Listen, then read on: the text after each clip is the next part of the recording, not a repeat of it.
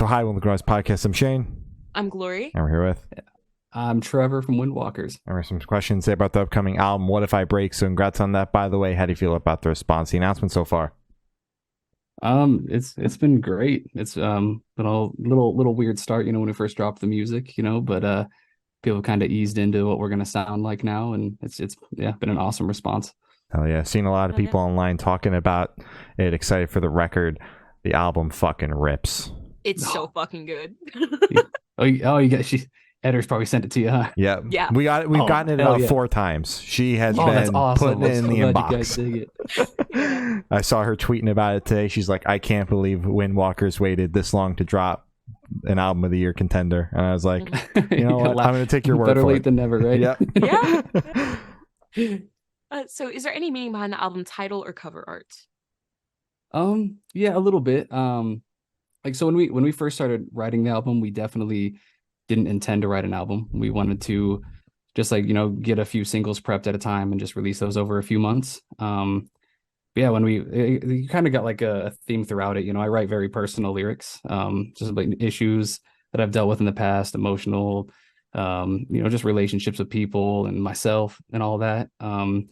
The name actually came, if you guys probably heard it, from the last track, The Bends, which was the last song we wrote on the album. And it just kind of felt like it summed it all up. So we took that tagline from the chorus, and as far as like the album art that kind of like fits with it, it's kintsugi is what it's called, where if you break a pot or whatever, you fuse it a little stronger with gold. And yeah, it just kind of symbolizes, like things can break you, but you can always come back stronger from it.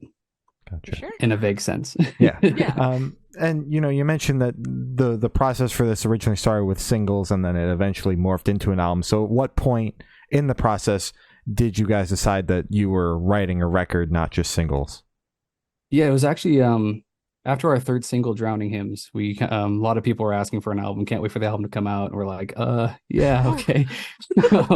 But at that point, we just kind of found ourselves in a situation where we had a whole album written, and we our biggest thing with us being independent is we just really wanted to see how far we can go by ourselves, and that's the best way to test it, in my opinion. You know what I mean? So yeah, we're just like, let's give it a rip. Let's see what happens. And so far, so good. It's been a really fun process for sure. Gotcha. Huh. So you just kind of looked up and you just had an album's worth of songs ready. Yeah. So like, Damn. so I live in Washington and Washington State. Everyone else lives in Massachusetts, and we record in Michigan. So like right in the middle. Mm-hmm. So anytime we would do a trip, we're just trying to bang out as many songs as possible. A lot of times the guys will go out there with the producers, write some instrumentals, and then I'd write vocals to them by myself, and then we'd come together. And yeah, each trip, we'd end up finishing, 3 songs or so. So yeah, we weren't releasing them that fast, so it just kind of caught up to us a little bit, I guess you could say. Fair enough. So great. The fans wanted a record. You guys had the songs done, so now we're here essentially. So let's do it. Exactly. Gotcha. Exactly. So can you tell us a little bit about your writing process for the record? Yeah. So I write. I mean, I kind of write a little weird. I like to write in my car a lot, like when I'm driving to work and just grocery store and stuff like that. Mm-hmm.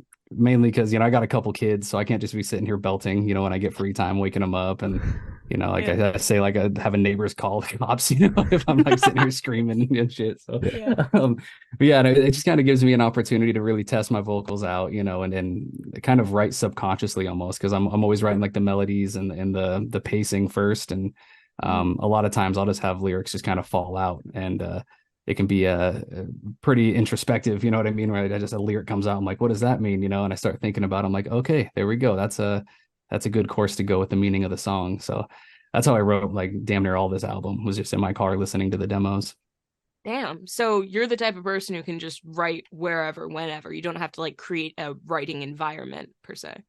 Yeah, exactly. Yeah. Like a lot of the songs, when they're written, I have to sit there, like, we did like the lyrics for the vinyls and everything. I didn't have them written down anywhere. Like I just, so I just like, I hold them in here, and that can not be good sometimes, because I'll get something I really like and can't remember it at all. But it's just that's just honestly what I've always done, like just from years before even meeting Windwalkers and stuff. That's my kind of my safe space for writing.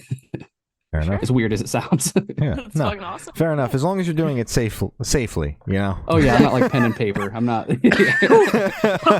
fully aware of my surroundings. I always say don't tell my insurance company either way, but I am safe about it, you know. Absolutely. So what song off this album took longest to write, and which one is your personal favorite? It might be the same one, honestly. That first track, Feeding the Gods, was a really challenging one for me. Mainly because like the instrumentally at that point in the writing process, it was by far the most unorthodox song we had on the album. Really weird verses, and I was kind of like having a hard time catching a flow and like a good melody with it. And it's also a little bit more theatrical than I typically write. Like most of the album is, you know, writing about my own personal stuff, but yeah, this one just kind of had like a spooky feel to it, and I wanted to try matching it as much as possible. So I tried writing a song about selling your soul. As weird as that sounds out loud now that I think about it, but it definitely, that was definitely a challenge because like I had nothing really to pull from because I did not sell my soul. So it was good to know. It felt like more like writing a story as opposed to journaling. You know what I mean? But yeah, like when it was all said and done, I was pretty hesitant with it. Even like showing the guys what I had, but when it was all said and done, it quickly became one of my favorites. I'd either say that or the Bends. The Bends was a really fun one to do.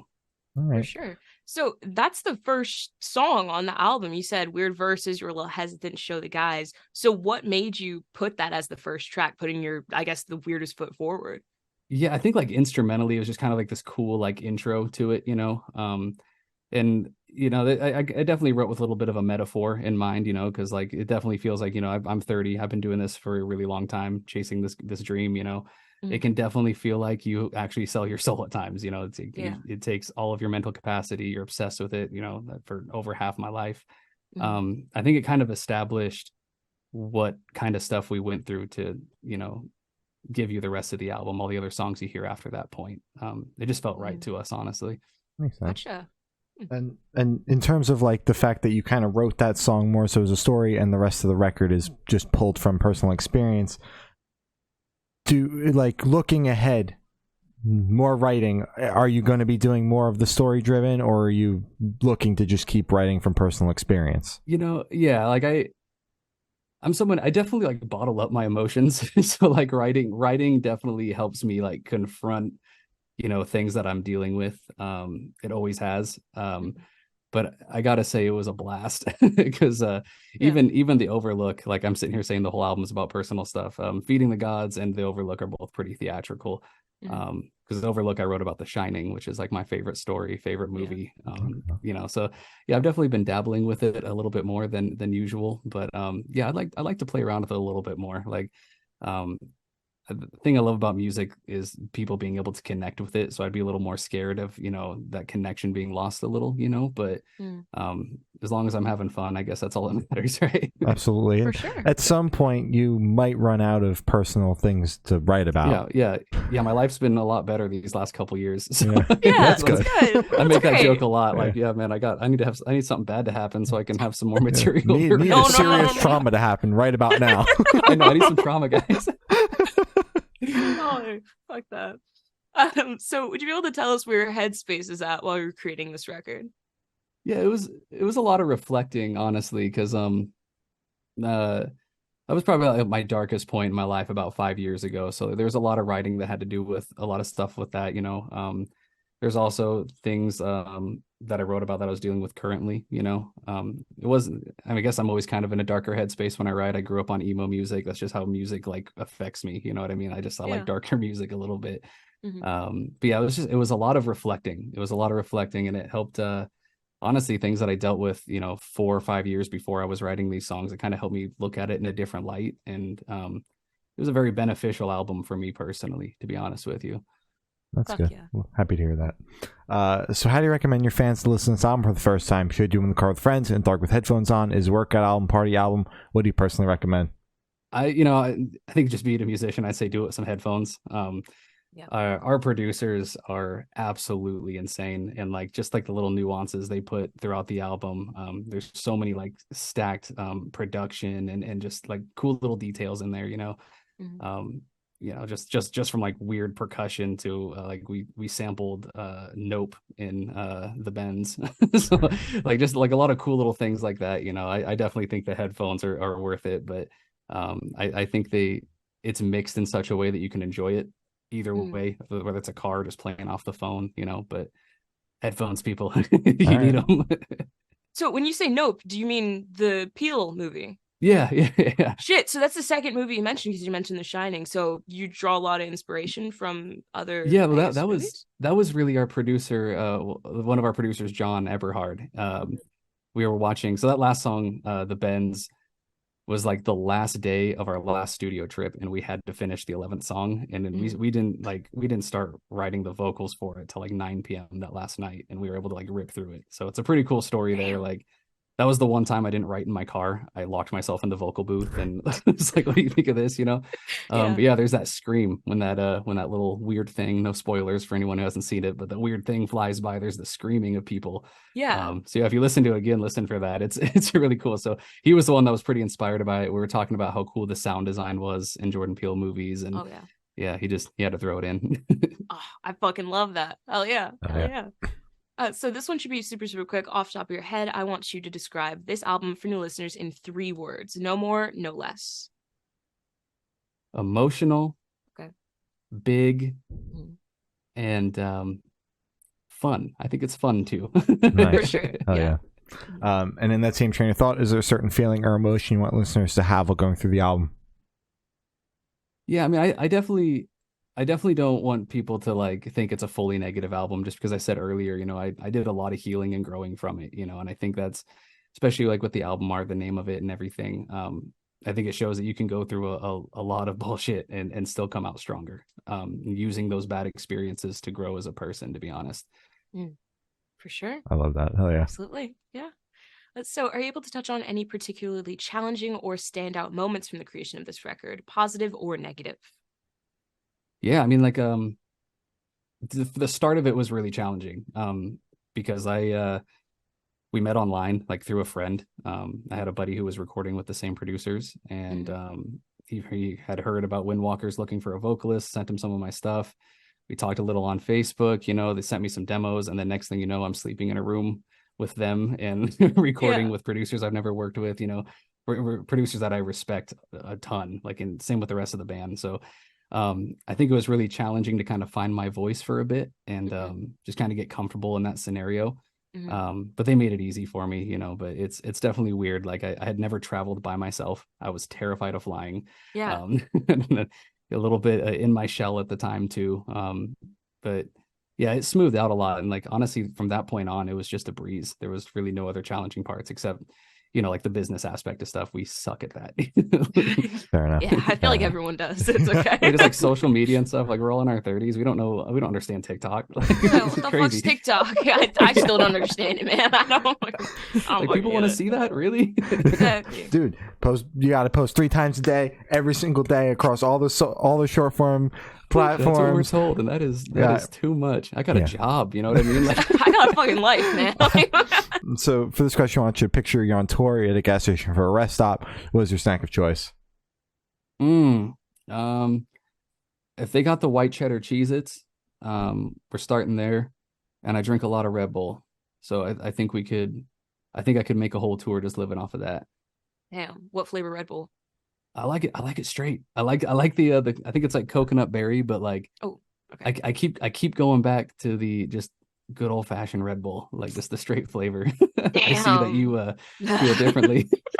To me it just tastes like medicine. Maybe I just had a bad one, or I was just having a bad night. Or maybe I have a problem. It could go either way. Red Bull problem. It's getting to the point now that I'm getting older, like I'll drink one and I'm like, I feel my heart a little bit more than I should be feeling my heart. It's beating a little too fast right now. We'll take a couple days off, a little cleanse. Exactly, yeah. And on the topic of food, if the band was a dish, what dish would the band be and why? Oh man, that's a really good question. Thank you. Maybe I'm biased. I'm gonna say a pizza. I think it's we got a little bit of everything for everyone. It's good. It's simple. Yeah, we're a good pepperoni pizza. Hell yeah! All right, we'll take it. Perfect. And for the last couple questions, going to shift completely away from music and go straight to death row. Boom. So if you're on death row, what would your last meal be with a drink? Oh man, you guys are so good at these questions. You got me thinking. Thank you. Last meal with a drink. Okay, all right. We'll do biscuits and gravy. Ooh. I'm a big biscuits and gravy fan. I'm a sucker for that. And get me that Red Bull, baby. Let's go. All right, you're going out feeling your heart just a little bit too much. Yeah, see if I can take myself out before they get me, right? I was gonna say, yeah. Okay. And if you could live in one fictional world for a week, where would you live? For a week. You know, I'm a fan of Harry Potter. Mm-hmm. But I'd say Hogwarts. I'm not the biggest fan of Harry Potter. You know, I haven't watched it in a while, but I've always been fascinated with that damn place. Yeah. A lot of cool, fun things to discover. Let's go Hogwarts. Absolutely. Hogwarts. Do you know what house you are? Yeah, I do. I grew up thinking I was a Hufflepuff my whole life, but I took the legit test probably about a year ago, and turns out I'm a Slytherin. No, which, I mean, no, that's fine. Hufflepuff I don't know how. my house. I think I'm a pretty chill, nice fella. Yeah. So I probably wouldn't fit in that house, but the colors are dope, I guess. We'll find a way. You know, there's nothing wrong with, I think it's black and green? Yeah, black and green. Yeah. Nothing wrong with that. Nothing wrong with that. I wish I was Hufflepuff. I like that vibe more. I think badgers are cool, but exactly. You know. You're welcome into Hufflepuff anytime. Yeah, I guess I'm the antagonist, baby. Let's go. Yeah. All right. And I've thought of asking the last question. Every single person that we've spoken to have said that it is the most important question. What's your favorite color? Red. Specific shade of red? Yeah, I like it darker. Like maybe a little closer to maroon. Red and gold is my favorite combo. If you look at the album art, that kind of came through. I didn't pick that necessarily, but it worked out. Nice. Right. Hell yeah. So as I said, that's all the questions you have to say. Is anything that you would like to plug? Yeah, man. Just I don't know when this is coming out, but couple weeks. You know, if you get the chance, listen to this album. You know, we spent 2 very long years on this album. Lots of flying, lots of work, every piece of ourselves into this thing. So even one listen through, you know, means a lot to us. So if you guys got the time, yeah, that's all I got. Oh yeah. All right. Well, thank you, Sal. It's been Trevor from Windwalkers, and we have been the Good Noise Podcast.